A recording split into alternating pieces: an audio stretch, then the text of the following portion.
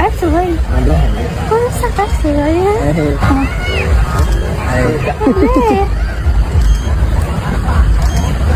مش عارف والله. طب والله العظيم اعصابي تعبت يعني. وديني لسه بتفرج، ده سيرك قرود وبنهرج. اهلا بكم في الخرابه. انا تقريبا كده قدرت اتوصل لحاجه اتمنى اعرف رايكم فيها برضو، بس الاول اضغطوا لايك. ان لم تضغطوا لايك فاعلموا ان الشيطان قد منعكم. الحاجه بقى اللي انا توصلت لها ان اي فرح بيتم تصوير فيه حاجه بغرض الترند او بغرض الشو، او زي ما شفنا كده في احدث فيديو ماسك في الترند ومتشعبط فيه. بس صغيرة. بس صغيرة. عيب صغير. عيب صغير. ليه؟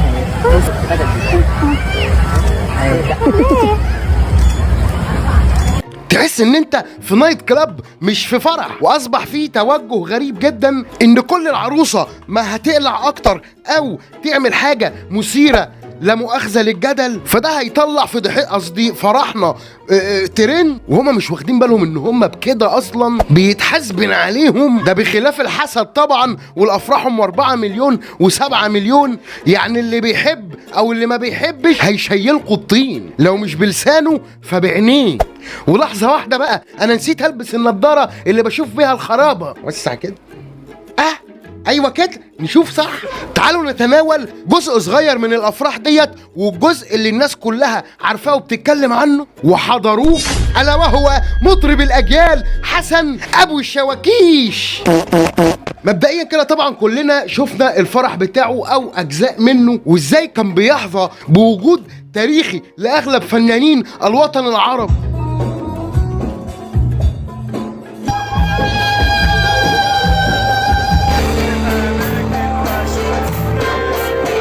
وكلنا طبعا نتذكر الترند المعروف جدا لعروسة حسن شاكوش لما سجدت. هي المشكلة ما كانتش في السجدة، ولا ان هي لما اتسألت وقالت انت كنت بتسجدي له وقالت لا انا ما كنتش بسجد له، ودخلوا في حتة تانية خالص. مع ان المشكلة في السجدة انك ما تسجديش لا مؤاخذة بالفستان اللي كنت لابساه.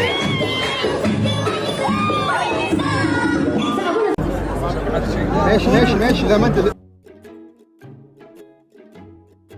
ما اعتقدش ان في اي ام او ست مصريه ممكن تسجد بقميص نوم مثلا او تصلي بيه. واللي مش مصدقني يراجع ويشوف فستان الفرح كان شكله ايه.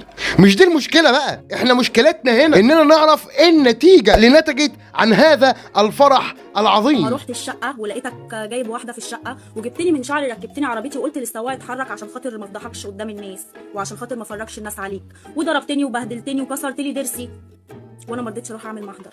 وكان معاك واحده في الشقه جوه، وبالاماره قلت لي دي واحده صاحبتي جايبها من المحله، اعمل ايه ومش عارف ايه، اصل انا مخنوق ومتضايق.